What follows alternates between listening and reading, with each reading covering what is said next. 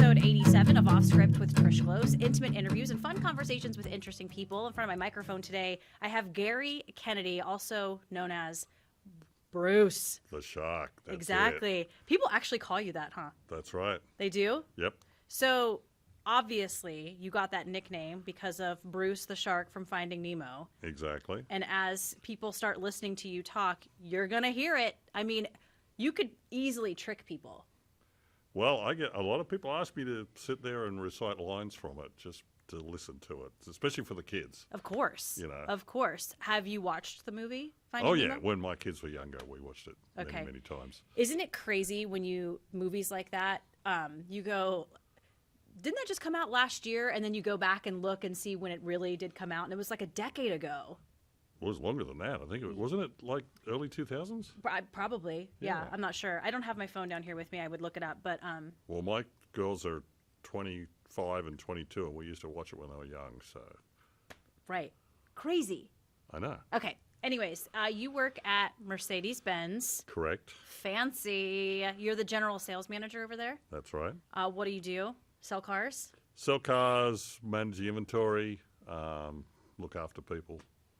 Look after the customers as much as I can. Yeah. It was a little surprising to me when BMW and Mercedes popped up in Southern Oregon. I was thinking, like, really? Do people buy BMWs and Mercedes in Southern Oregon? They sure do. They do. They really do. There's a lot of them around. Because y'all are still in business and thriving. Yeah, we're doing well. Had a good start to the year and looking forward to more. What's the fanciest car right now on the Mercedes-Benz lot? Well, the fanciest car Mercedes has is the Maybach. We don't have one actually here. Probably the fanciest one we got here is the S-Class. Okay. It's our largest four-door, beautiful car. Did you say the Maybach? Maybach. Maybach. Yeah. Okay. Got to get your French going a little German going a little bit here. Gotcha. Right. Get the spit. See, I don't even know what one it is. Get the spit going in the back of your throat, right? That's right. Okay. Well, we'll talk about car. Do you have a thing for cars? Yes and no. I love driving cars. Okay. I don't know much about them as mechanically and all that fun stuff. Some people like to work on them all day long. I just enjoy driving them. Okay. We'll get to that. Where are you from originally, Gary Kennedy? Australia. What? What a surprise. Where in Australia are you from? So I've been a gypsy all my life. I started off in Victoria, Latrobe Valley, which is down the southern part of the country. I moved up to Marimbula, which is on the south coast of New South Wales, when I was about 4. And then I grew up from 11 onwards in Port Macquarie, which is up on the north coast of New South Wales. Okay. Why were you a gypsy? Parents moved around a little bit. And then you had to go with them. And I don't know. I always seem to move on and. What did your parents do? Well, my mum was a stay-at-home mum for years and years and years. My dad was a surveyor. A surveyor, like of land? Yes. Okay. So, but he worked on what we would call the Department of Main Roads here, which he worked for the municipality in Australia, which is a similar thing, or the county, and go out all over the county. And our county, which was probably 500, 1,000 square miles, so or even more than that. But he used to travel all over the place, designing roads. Designing roads. Designing roads. Okay, so the job took you guys all over the country. No, not the job specifically. They just got better opportunities, and as the opportunities arose, they'd move with the chance to move on. For sure. Did he always design roads? Was that his job forever? He pretty much did that most of his life. Yeah. Okay. Yeah. Did you grow up with siblings? 3 other siblings. 3. That's a good-sized family. Yeah. 2 boys, 2 girls. Oh, good. Nice. Yeah. Equal. Well balanced, you know. Very well balanced. Always have good games because you could do boys versus girls. Where do you fall in this? We'll go with the word games. That sounds good. Where did you fall in the lineup? Number 1. Oh, you're the oldest. Yes. Okay. So were you ever in charge of taking care of the younger 3? Later on, yeah, Okay. at times. Okay. I don't remember the details much on that, but It's okay. at different times, yeah. Yeah. Do you guys get along? Did you get along? We all get along pretty good. We fought like any kids when we were younger. Sure. Yeah. Of course. But there's let's see, 8 years between me and the youngest. So Alison, who's the youngest, she very successful lady in Sydney, And her and I didn't know each other that well growing up because by the time she reached the point where she was fun, I was leaving high school and heading off into the wild blue yonder. Yeah, you were done. Yeah. So, growing up in Australia, what was that like? Pretty awesome. I mean, I grew up on the beaches. Yeah. So I was always on the beach and surfing and swimming and having fun, enjoying life. That's pretty awesome. Yeah. I've always heard there's like insane animals and creatures in Australia. It's not as bad as everybody makes out. Really? There's a lot of snakes, but you don't see them very often. Okay. There's a couple of spiders you got to be aware of. There's some jellyfish they got to be aware of, but they're only up on the northern parts of the country mainly. The jellyfish? Yeah. I mean, these are creatures that could potentially kill you. Yes. Right. Yeah. I mean, and some of these spiders are ginormous. There is some big ones over there, but they're not poisonous. Okay. They're just little I don't nasty, scary to look at, you know. Like this big. Yeah. Seriously. Oh, yeah. That's insane. Yeah. And then as far as the beaches go, I mean, these are gorgeous beaches in Australia. It's phenomenal. Mm-hmm. The water is just beautiful blue colours. In Port Macquarie, where I grew up, for instance, there's a beach just on the other side of the river that goes for 11 miles of pure sand, white sand, and if you see 10 people on that beach, it'd be a busy day. Mm-hmm. I've never been to Australia. Actually, a family member just came back from there, said he had an amazing time, absolutely incredible time there. Bucket list kind of adventures. From what I understand, I mean, it's an amazing country. The people are absolutely amazing. Yes. It's not crowded, obviously. Mm-hmm. It is very expensive now. Is it? Compared to when I was growing up, you know, just to buy a house in the country town I came from is $500,000 to $750,000. Now, admittedly, that's Australian dollars, and if you do the conversion, it's still a lot of money. Yeah. You've got to knock $150,000 off that, but Okay. it is an expensive place to live. Okay. Did you go to high school in Australia? I did. Okay. Port Macquarie. Okay. What were you like in high school? So.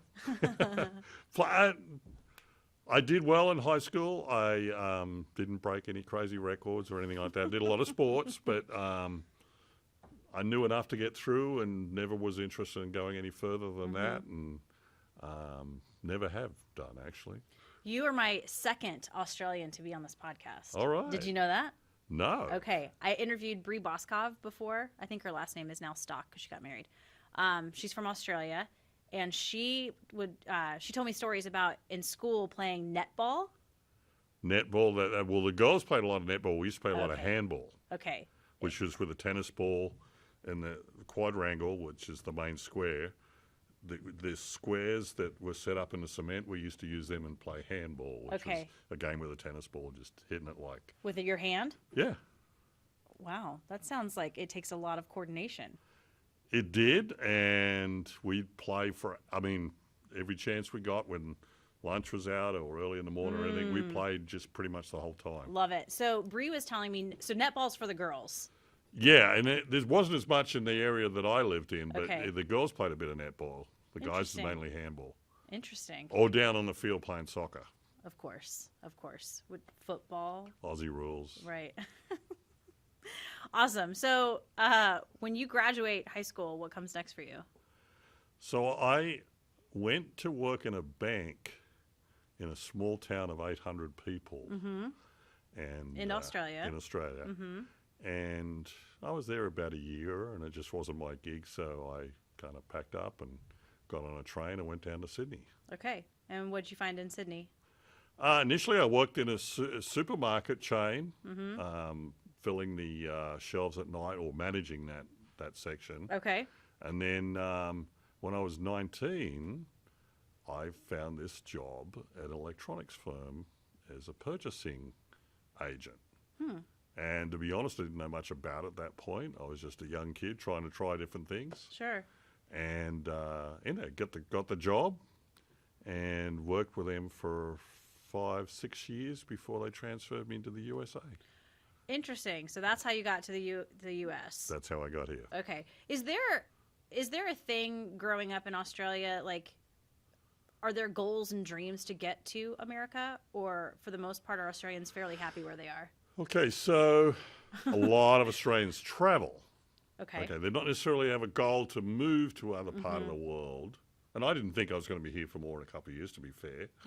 But it is a big deal in Australia when you reach a certain age, and a lot of people do it before they go to college, is to go traveling around the world for a year or two. Yes, Bree was telling me about that. Yes, Yeah. very popular, especially Europe. America is seen as more of a single destination, whereas when you go to Europe, I mean, how many countries can you visit in a year? Right. And all different types of places. You can different, Greece, all the way through to, some of the colder countries and that. But there's so many different things over there you can go and do and see. And back in our day, it was popular to go, a couple of people would go together. There's a place, or it used to be a place in England or Ireland, I can't remember, where you could go and buy and sell vehicles to travel around Europe. Really? Yeah, so you pick up a vehicle, travel around Europe for a year or two, and bring it back to the same place, sell it to the next group of travelers. Oh, that's brilliant. And then head back, yeah. Is that what you did? No, I never did that. I started working and kept working right through. Do you regret not doing that? Part of me does. I still haven't been to Europe. Really? Yeah, it's the one place in the world I haven't been is Europe. So is it for the most part everyone takes that year or two No. to travel, but it's just very popular? It's just popular, yeah. Okay. Most people can't afford it. It takes a lot of money and a lot of ability to be able to do that and look after yourself for 2 or 3 years. Sure. It's great if your parents can afford to help you out, but a lot of these people that even do it, back in those days, I don't know if it's as easy now, but they used to get jobs where they could and stop for a place and work for, maybe 6 or 8 weeks, 3 months, whatever. Right. So you're not just traveling and having fun, you're actually working and living in this community. I think Bree was saying that she actually went to Canada because she wanted trees and mountains. And so she went to Canada and was working there, like doing. Yeah, well, I think even in the US at the time, it was easier to get work without green cards and things than it is now. Did your girls get to do that, or were they? Born They there did a here? little bit of that. Okay. So my girls were born here. Okay. Their mother is a local American. Although I met her in San Jose, she lives here. And my eldest daughter, Bronte, lives here, and Isabeau lives up in Corvallis with her boyfriend. Okay. But we helped them out to go on a small trip to Europe 3 years ago, That's nice. and they spent about 6 weeks. They went to 3 or 4 different countries. It was kind of a compacted version of the old Australian style, but we wanted them to get the chance to do that while they were young, and they had a blast. I bet. That's amazing. So let's get back to, you started working right out of high school I did. at a bank. And then you went to, you said a purchasing firm in Sydney? Yeah, well, no, it was electronics firm. Electronics, sorry. So I was in purchasing, Yes. and it called Dick Smith Electronics, which was one of Australia's largest companies at the time, especially privately held. But and then as they grew and they were bought out by another bigger company, they looked at setting up a situation in the USA, and I was one of a group selected to go over and do that. Interesting. So what kind of work is this? Like, are So they mail building order electronics. mail order? Yeah. So we had a full catalog of products from computers and consumer goods down to component level, Okay. semiconductors, resistors, you name it. If you want to build your own electronics, we sold all the parts for that. Nerd stuff. Nerdy nerd stuff. Big yes. time. Big time. Stuff that I don't understand. I didn't understand that great either. My job was purchasing it.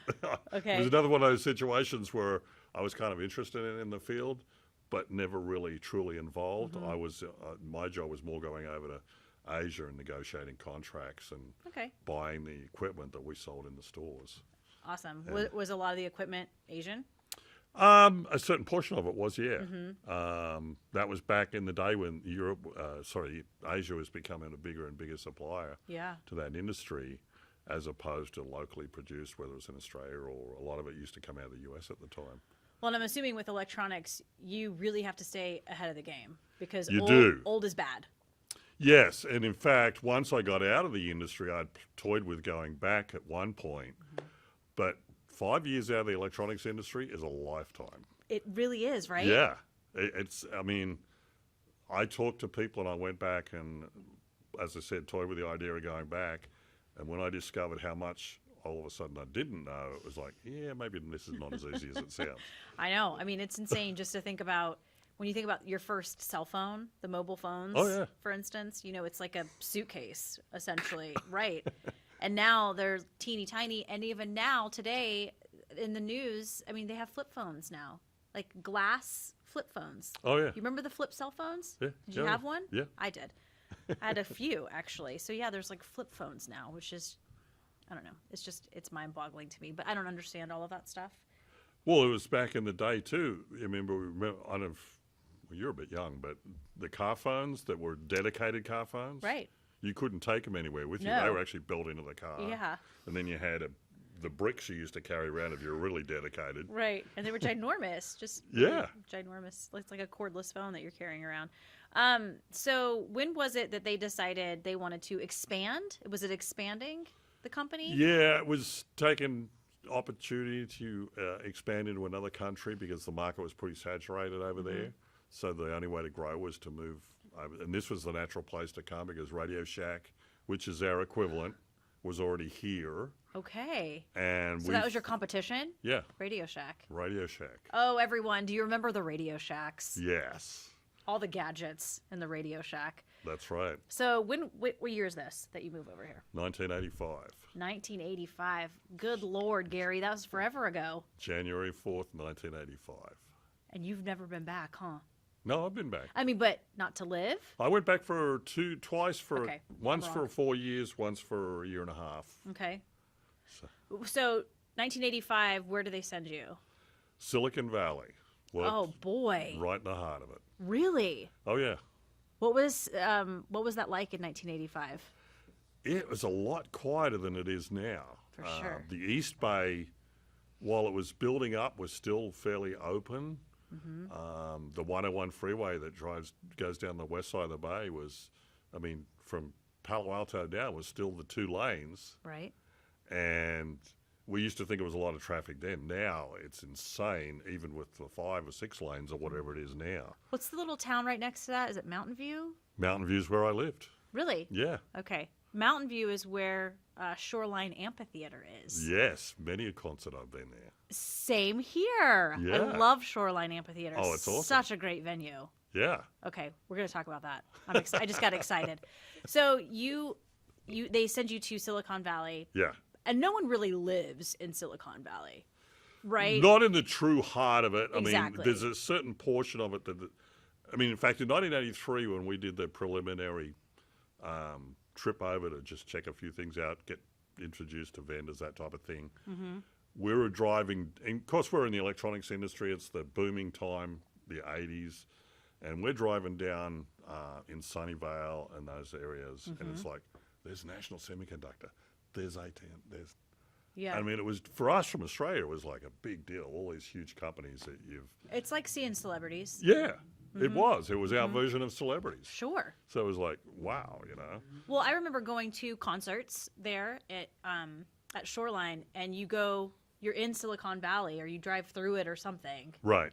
Isn't there a Safeway, like right in Silicon Valley? Oh, I can't even I remember. just There's a lot of places there, yeah. I remember to be fair, that Mountain View and all these places are right around it. It's surrounded like by minutes. Yeah. I mean, minutes away. Yes. Yeah. So maybe it was the Safeway in Mountain View. I don't know. But we would go to the Safeway and get all our snacks and our booze, right? For the concerts. I'd never do that. Never. Never. Never. No. And then so you were just sort of naming off a few, but what companies did exist in 1985 that you remember seeing going, oh gosh, there's this? I mean, was Apple there? Well, Apple was there, but it was nowhere near as big as it is now. Yeah. Texas Instruments. Okay. Which was huge back then. Atari. Oh, Atari. You remember Atari games? Yeah, of course. Yeah, they were big back then. And yeah, no, I have to keep in mind this is 85. Texas Instruments, those were the massive calculators, right? Well, they had a huge calculator business, but they also had Speak and Spell or some kids' toy / training thing. that was hugely popular at the time. Okay. And they had several other games / training. I don't remember what they were called anymore. How long are you here in Mountain View? I lived in Mountain View for 5 years, Okay. but I didn't stay with the company for that long. I ended up going to an American mail order company. They asked me to come on board, and I did that, and that was about 88. Okay. So did you see a lot of changes just in the few years that you lived there? Oh, yeah. Yeah, Yeah. I'm sure. Well, the freeway that 101 we were talking about was expanded while I was there, and the East Bay built up dramatically. It was, and it was quick. It all happened over a short number of years. Really quick. And then it just kept going and going and going. Yeah, it is funny.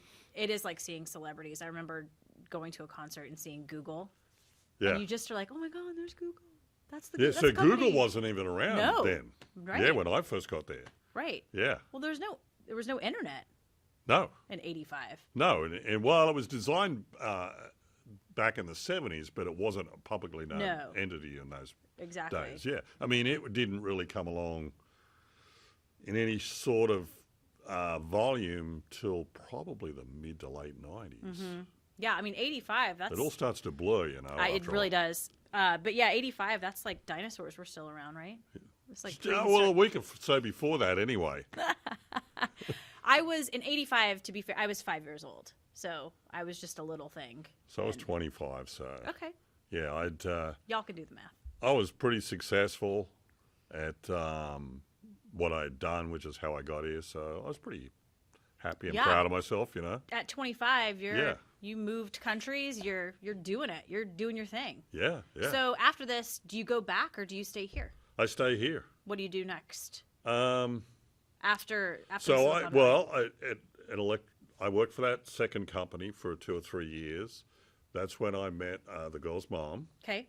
And that was at an electronics trade show in San Francisco. And a long story short, we'd stayed in the electronics industry, I did, till the early 90s. And then we wanted to raise our girls in a nicer area, not necessarily in the city. Get it. So that's when we started looking. And I was a little bit burnt out in the electronics industry, was looking for something different. So we started looking around. We actually played with going to North Carolina or this area here. Okay. Very opposite. They are very opposite. And we end up coming up here. We came up here for a brief look around and liked the area and came up here. I thought I had a job lined up at the time. Yeah. It fell through at the last minute, but we were already up here, so. Oh, man. Who knew you could find love at a trade show? I know. Right? Did she just fall in love with that Australian accent? Actually, that's exactly how she... It doesn't hurt, I was sitting there talking to somebody, and she was at one of the trade booths and heard my voice. Really? And came over and started chatting, because I was talking to her boss at the time, if I remember rightly. And then we all got together that night, and anyway. And the rest is history. And the rest is history. Love it. Why Oregon? I know you were saying Oregon or North Carolina. Were you just looking for something a little bit more? Logistically, to be fair, it was easier. Well, sure. Yeah. But really liked the area. Where'd you move to? Like Medford, Ashland? Medford, yeah. Medford, wow. I'm trying to think where the first house was. But it was on, over near the...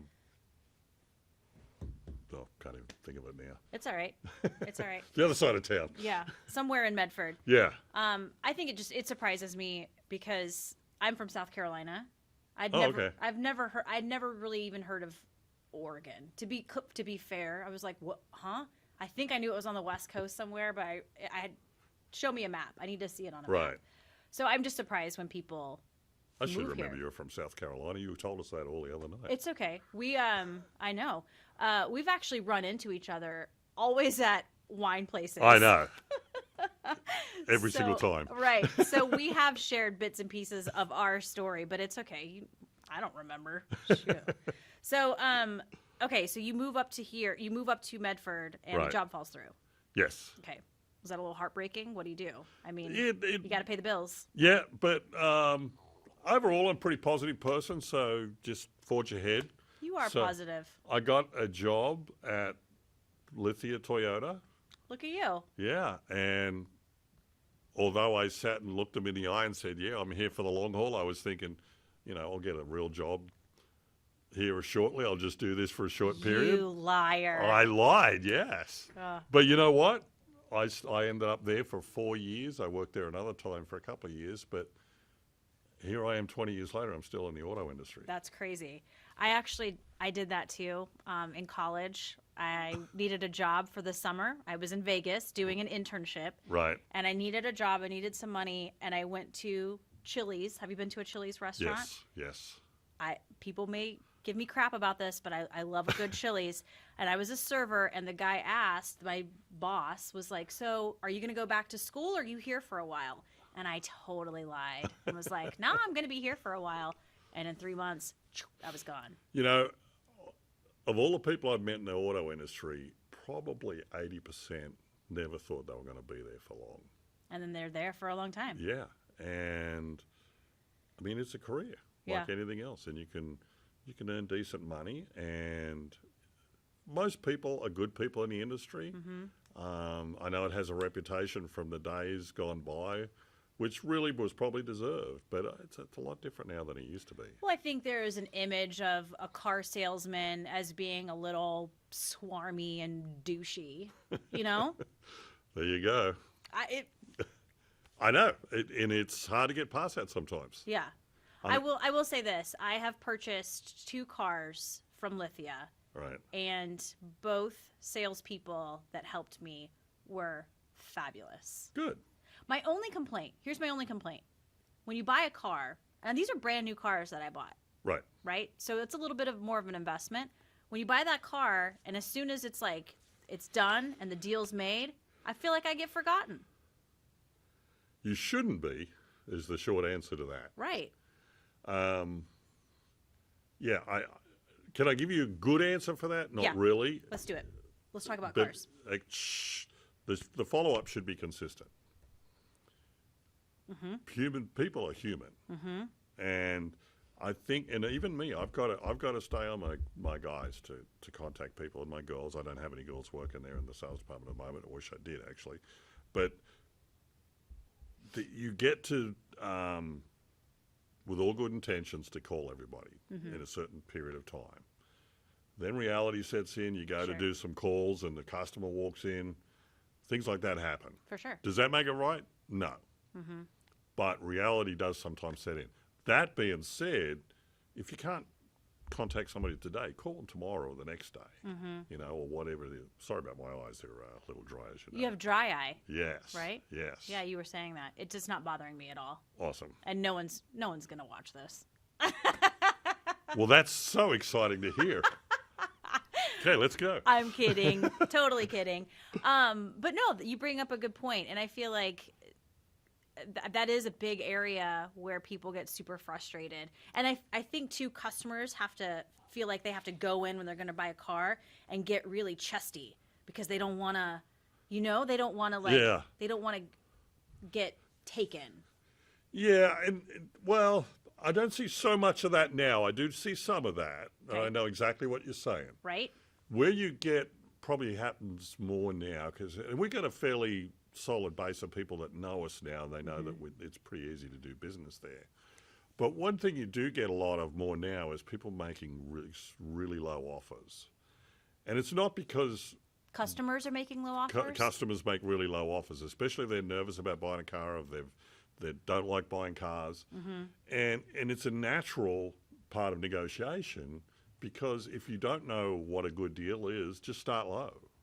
And it's actually a good strategy. Okay. I mean, the lower you start, the books all tell you the lower you're going to finish. And that's the advice you have for people out there who are shopping for a car? Yeah, and if you're, especially if you're, like, a new car's simple, if you're uncomfortable and you feel like you want to get an easy deal, just go in, ask for the manager if you want, and say, hey, can you show me the invoice, and I want you to make a little bit of money, but I want to make a good deal too. See, that's my husband's strategy. when he buys cars. He's like, I don't want to negotiate. I don't want to do this back and forth. Right. I want to get a good deal, but I also want the guy who's spending all this time with us to make a little bit of cash too. Right. That's fair. Yeah, and I think 9 times out of 10 everything goes smoothly. It probably any of the dealerships the other time it's a little bit tougher. But part of my job as a manager when I go to meet customers, which I often do, is to read the customer and to find out what they prefer. Some people like the back and forth. Oh, yeah, it's a game. For everyone that hates it, there's somebody that loves it. Yeah. And if they don't get that, they feel like they haven't had a deal. So that's part of our gig is to kind of read the customer and, well, okay, what have I really got here? Yeah. Those people are nuts. Like, it can be fun. It's a high for them, though, I think. The big thing is to treat it like it's fun, to treat it like it's not a war. We don't hate each other. We're just going to enjoy having fun. And usually you find those sort of people that are into negotiating. They'll sit there and crack jokes with you and laugh with you all day long because they know it's all part of the game. And you'll end up, everybody's happy.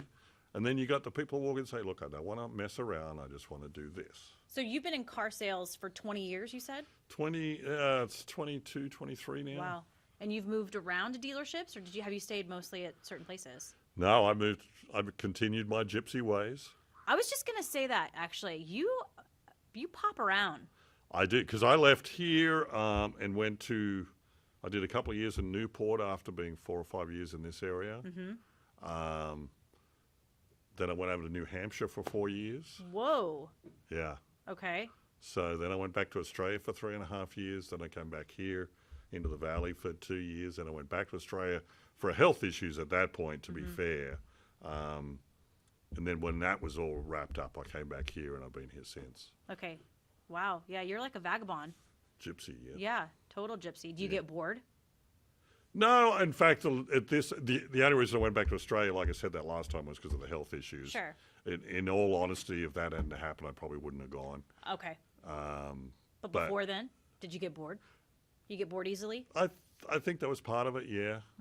But now I've settled down and I'm enjoying it. I just want to settle my life out and do some more traveling. Go and see Europe.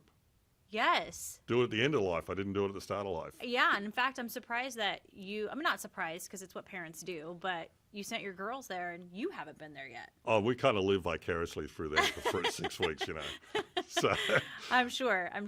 So let's get back to car sales because this is kind of fascinating for me. Why aren't there a lot of women in this field? Because I feel like they would make a killing. Let's put it this way. The women that make success in the business usually make very good success. Yeah. Yeah. I mean, because women tend to be more empathetic and just relate to and read people better. But I don't know the perfect answer. I would say at the end of the day, it's still a business. Sure. And maybe women are not as comfortable with being a little bit more aggressive about asking for a sale and getting the business. We can sit here and argue all day about what part of asking for a sale is aggressive and not aggressive. Yeah. But even the books will tell you that if you don't ask for the sale, you're not going to get it. And some people just won't even ask. And you also you can't be afraid of hearing no. You can't be afraid of hearing no, but you've got to be realistic in your expectations, I feel. Okay. Okay. You're not going to get every deal. If you don't get the deal, you want that person to leave as a friend because at the very least, the next time they're in the market for a car, you want them to come back and ask. And talk to you. Yeah. Right? Exactly.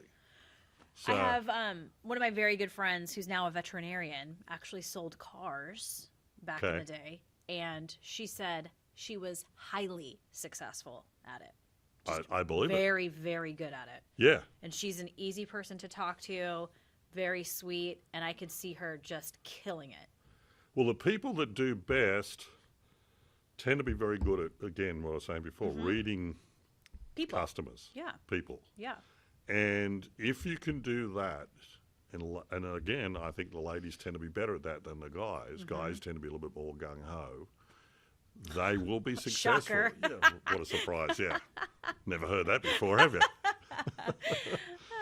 Yeah, I mean, I could see. Yeah, that makes total sense. I mean, women are just better. Like, Yeah. reading kind of that character. I mean, Matt's the owner, if you remember, but Matt and I have talked about it many times, and we'd love to have more ladies in here, but Sign me up. We just can't get people to come in. Sign me up. Where do I sign? Come on down. I'll be the newest. There you go. Sales lady. I'll sell Mercedes-Benz. Don't know jack about Mercedes-Benz, but I'll sell them. There you go. Okay, see that gung-ho attitude I just gave you? I know. You do that. You'll be fine. Do you find it hard to sell Mercedes-Benz in this area? I have a feeling if people go to Mercedes, they're wanting a Mercedes. Yeah, probably the biggest issue in this area is, it's not a very big area, obviously. Right. I mean, there's, 80,000 people in the area, the immediate area, a little bit more if you go further out. So it's not a huge market, let's face it. Okay. Outside that, you do have, I hear it now and then still, as the odd person who is worried about the image of owning a Mercedes.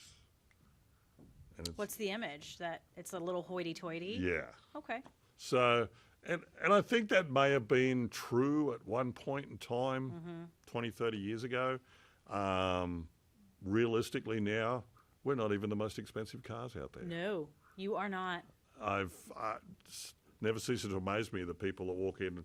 And I had a lady in a few weeks back and said, I was just over at Subaru and their car was more expensive than yours. Yeah.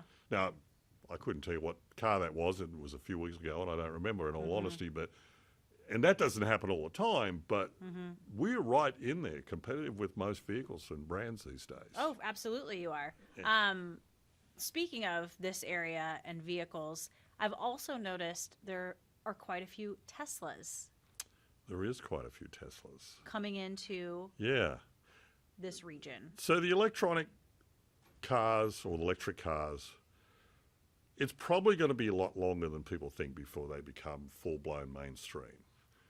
A lot of the incentives to buy them are going away, the tax incentives. I think it was either the end of last year or the end of this year, the $7,500 tax credit. Well, that's going away.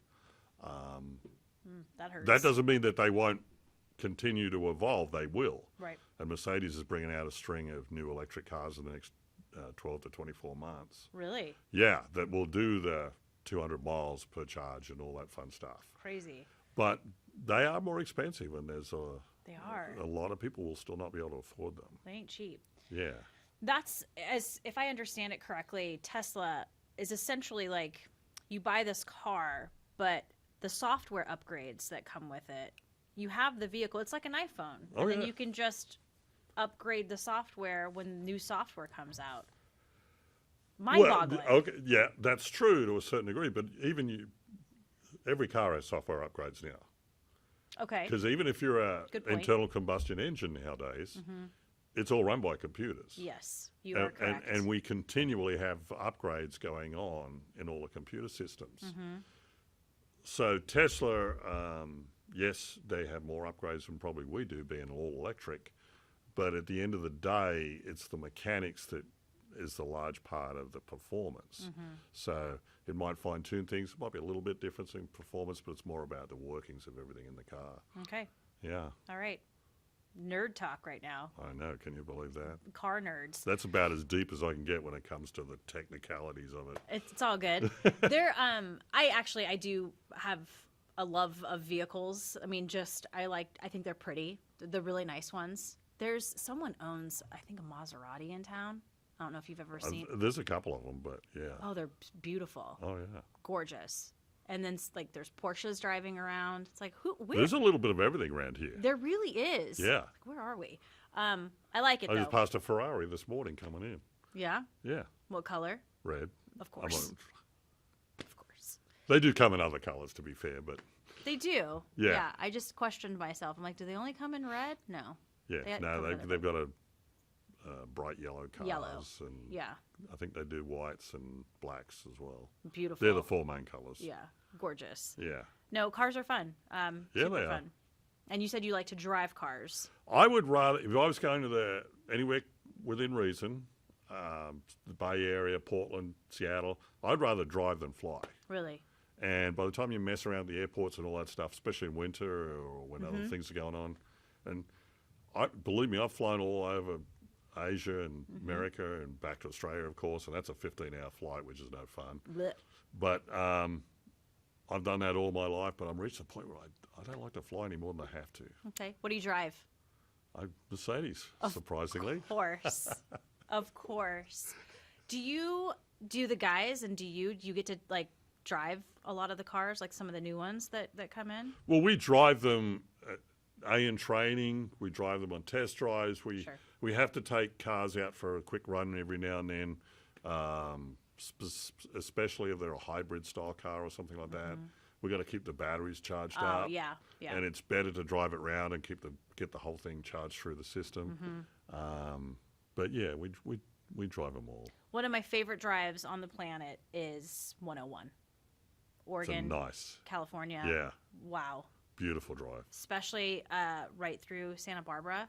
Have you done that? Yeah, I drove through there and stopped at Hearst Castle back in, about 89. My mother was over from Australia.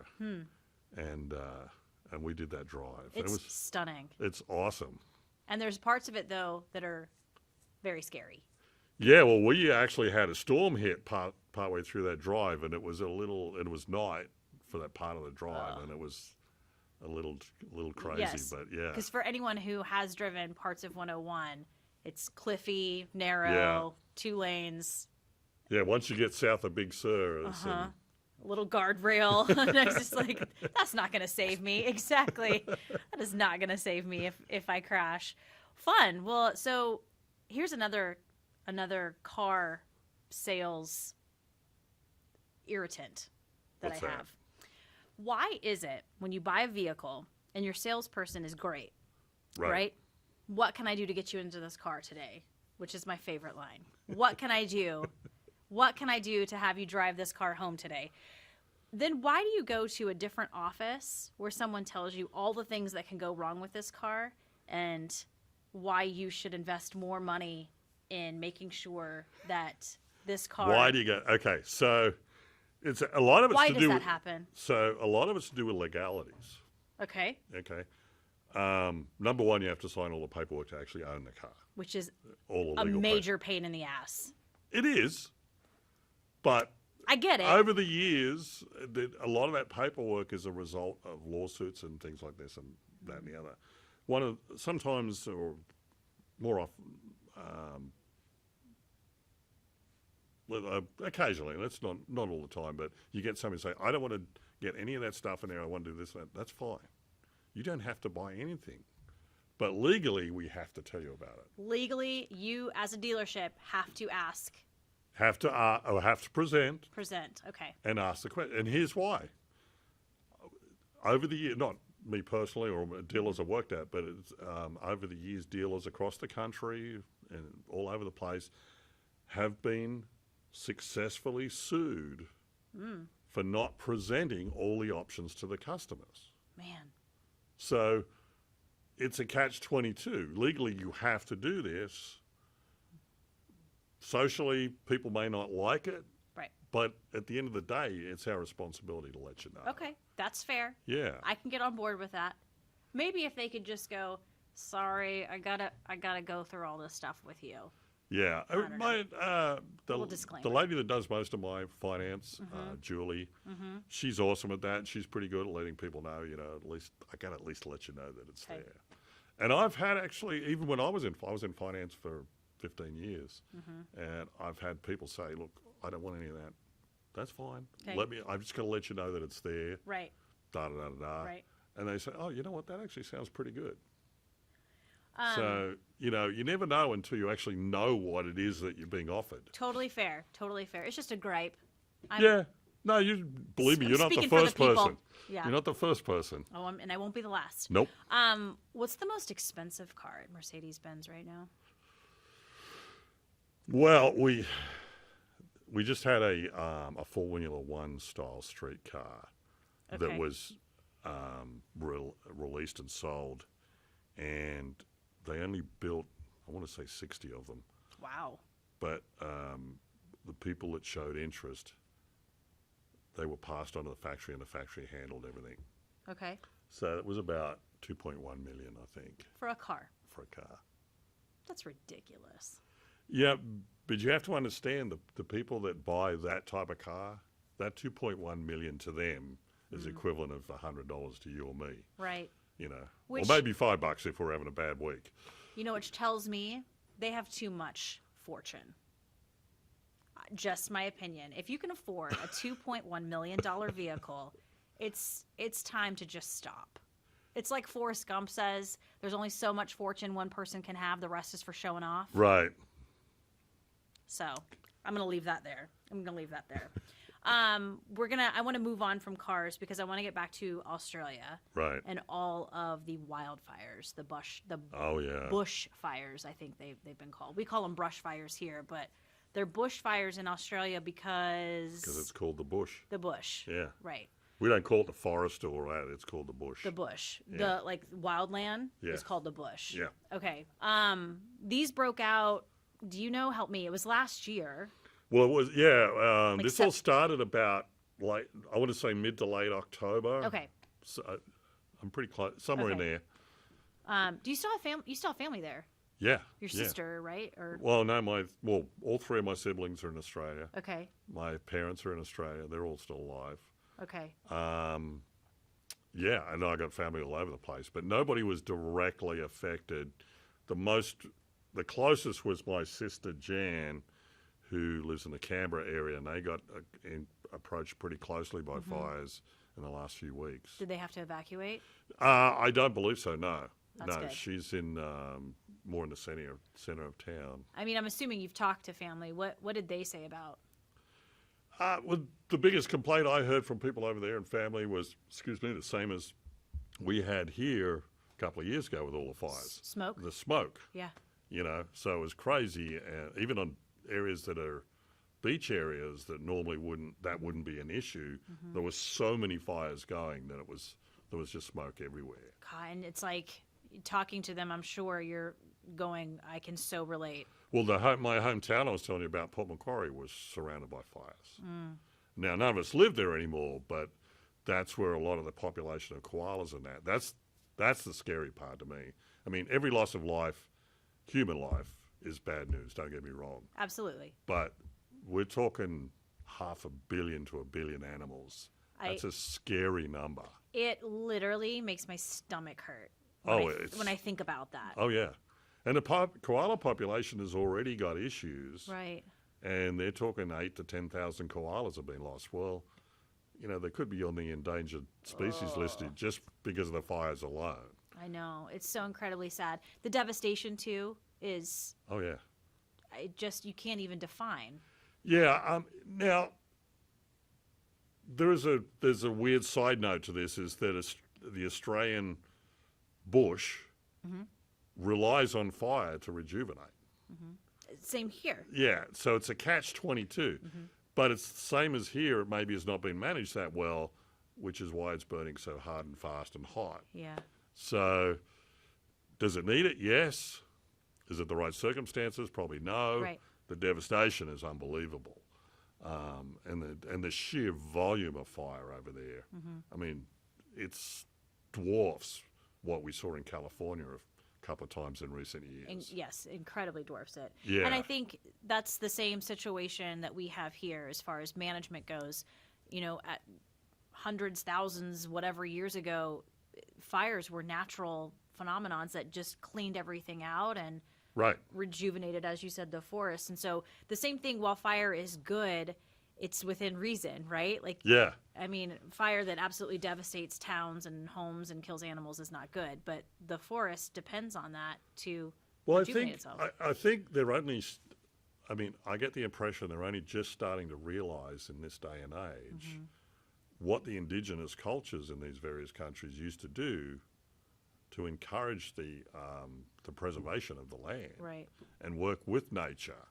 And it's the same in Australia. There's actually a book written over there about how the Aboriginals actually prepped the land to work around fires and make sure things happen at the right rate. Right. Was it was it the grand scheme of things? Probably no, because they're all tribal. But at the same time, I think people just had a better understanding of the land around them. They were smarter than we are. I think. In that, when it comes to that, Yeah. we could argue that. Yeah, for sure. absolutely. But no, it is really sad to think about all of the animals that died in these bushfires. It's scary. I almost didn't even want to read it on the news because we would show bits and things, in the 5 and 6 o'clock news, and Right. I just don't even want to read it because it's just so sad. And I get human life. Yes, lots of human life were lost in these fires, but just the number of kangaroos and koalas. Ugh. It's really sad. and the hard part is, you look at a kangaroo, they can run, and they're fast. Koalas The koalas are probably overcome by smoke I know. before they even know they're in danger. Oh, it just makes me want to cry. Yeah. Luckily, you have seen some positive stories out there about these wildlife sanctuaries and rescues that they are seeming to take care, they're trying to take care of animals that need it. But I'm just really hoping that... In fact, I don't know, was your new cast the other day? I usually watch your 5 o'clock or 6 o'clock when I can. Thank you. But there was talk about the koala sanctuary in Port Macquarie. Mm-hmm. Well, that's my hometown. Aw. So that's kind of cool to see my hometown on the bet. news, but not the right reason. Not the right reason. Yeah. And now your country is seeing torrential I know. flooding. Can you believe it? I mean, it's what happens here. I mean, we've seen fires that have devastated areas, and then in comes crazy rain, and it puts the fires out. But then you've got landslides and flooding. Right. It's We feast can't or famine. win. Yeah, exactly. We can't win. Well, I hope the parts of Australia that were hit really hard just get a break. They need a break. Well, they've got a break right now, hopefully, and it's getting towards the end of summer over there. Okay. So let's see, we're in. By March, it's starting to cool down quite a bit. In April, of course, we're getting into fall. Or autumn as we call it over there. You say, of course, like, I don't know. It's the opposite, I'm assuming. It's the opposite, yes. Completely Which people have a hard time wrapping their heads around that. Totally, yeah. Especially at Christmas time, when we're all getting together for Christmas, and I'm used to sitting on the beach with cold cuts and hams and prawns, Cold cuts? Yeah. Ham and that type of thing. Okay. I've sat on a beach having a Christmas lunch before, and it's 110 degrees. Yeah. I want. It's a little different when you come here, and it's. I want cold weather in December. Yeah, that would be It does seem more natural, I have to say. The cold weather. Yeah. Well, yeah, you think Christmas trees. I think that's why it's more family oriented here than it is. Not to say it's not there, but it's just a bigger deal here. Christmas? Yeah. Well, the family aspect of it. Yeah. And I think it's because it's cold and everybody's indoors and together. Whereas over in Australia, they're out surfing and they're having a lot of fun, Yeah. Yeah, you have to be indoors. You have to get along. Yes, exactly.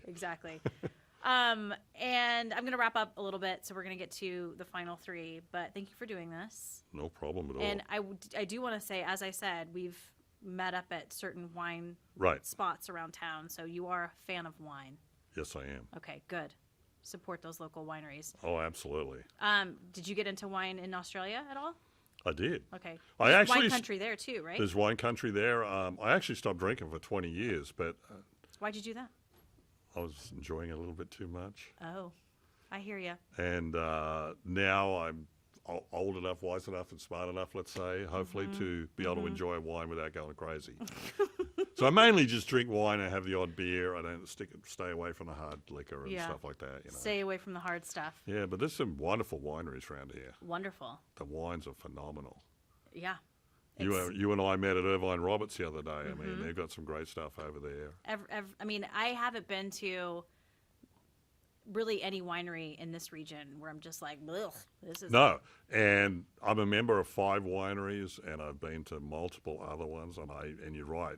I mean, we've all got our different tastes in wine, whether I like a Cabernet, somebody else likes a Pinot Gris or whatever. Yeah. But there's a wine for everybody in any of these wineries, pretty much. Agreed. Yeah.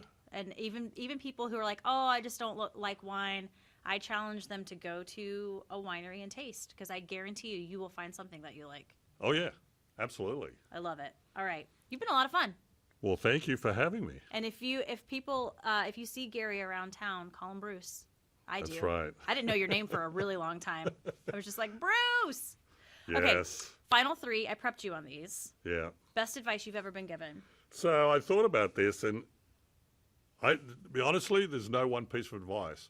My attitude on life, I feel very positive about life. I think it's the greatest thing in this world to just be alive.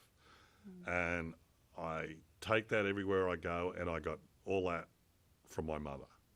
She's an incredibly positive person. She's a bit of a gypsy like me. She travels a lot. She does, not so much now because of her health, but she has traveled a lot over the years, and she made me who I am, for want of a better way to put it. No, that's a great way to put it. Yeah. Great way. I, too, am quite positive. I try to be. Yep. Right? Yep. I've seen that. And even so much where people go, something's wrong with you today. You're not as positive as you usually are. I know. Yeah. I mean, it's like the world came to an end, and all of a sudden you don't walk again. Right. Yeah. But it's that. But I strive to be that positive. So the days where I'm a little down, people actually notice it, and you're like, "Huh, that's a good sign." I think. It's Well, like, I'm not an outwardly gregarious person or anything like that, but what? internally I'm always thinking positive. And I mean, I have my bad days. We all do, like you said. And people are. I mean, I had an old girlfriend of mine. She'd get terrified when I had a bad day because she thought the world was coming to an end. It's like, it's okay. I'm just a little down today. Because I'll bring myself out of it without any problem. Same here. But, yeah, it's just people who know me are not used to seeing it. Yeah. It's like, It just feels good to be positive. It feels good Yeah. to smile. It feels good to be happy. I mean, it feels good to go out in the sunshine and just look at the sun and absorb the energy and go, I love yes, just like this. it. Yeah. I'm the girl in the bathroom when people walk in. I'm like, hi. That's me. That's me. And people are just like, I don't want to talk to you. I'm in the bathroom. She's talking to me in the bathroom. What is this? It's so weird. If you ever left this place, Southern Oregon, which you have before, but what would you miss the most? What would bring you back here?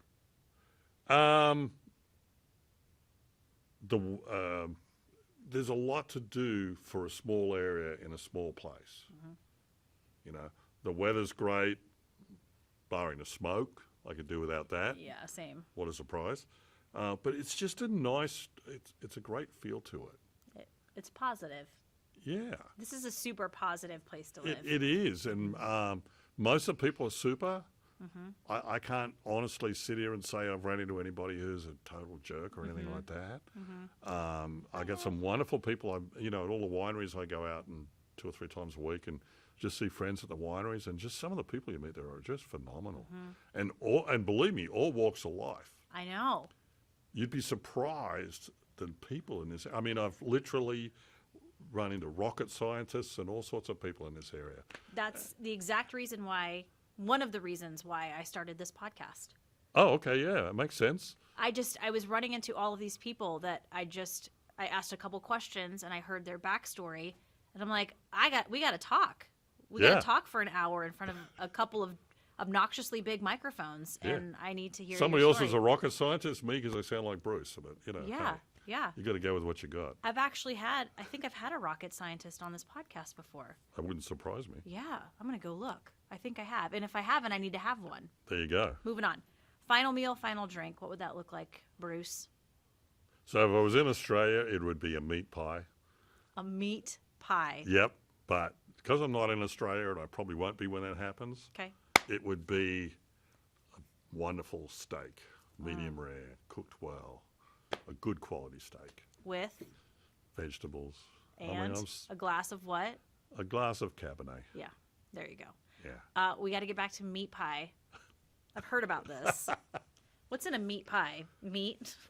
Stupid question. It's just a meat pie. It's just How big? Sorry, like this big? about that big. Yeah, Okay. it's like a pot pie. Oh, okay. Okay. Vegetables, You can get them with vegetables, but the basic meat pie is just meat. And, red meat, like ground beef. yeah, ground beef, or it can be chunky meat. Yeah. Okay. All right. Did your mom make these growing up? They're all over Australia. Everybody makes them. Oh, okay. You can go to if you go to not a McDonald's, but any fast food place. You and can get a get meat pie? Oh yeah, all the bakeries make them. Oh, they're Nice. awesome. Nice. Okay. You guys don't know what you're missing out on. I know. I need to maybe do some research on meat pie. Make some meat pie. All right, Gary Kennedy, thank you so much. Thank you for having me. I'm going to send people to Mercedes. Talk to you. There you go. Thanks a lot. Absolutely, anytime. For being here. Okay, if you are listening to this podcast on Apple's podcast app, please subscribe, rate, and review. It helps other people find us. We're also on Stitcher, SoundCloud, and Google Play, and you can check out the video portion of this podcast at ktvl.com and now on YouTube. One more time, Gary Kennedy, also known as Bruce. Thanks for being here. Thank you.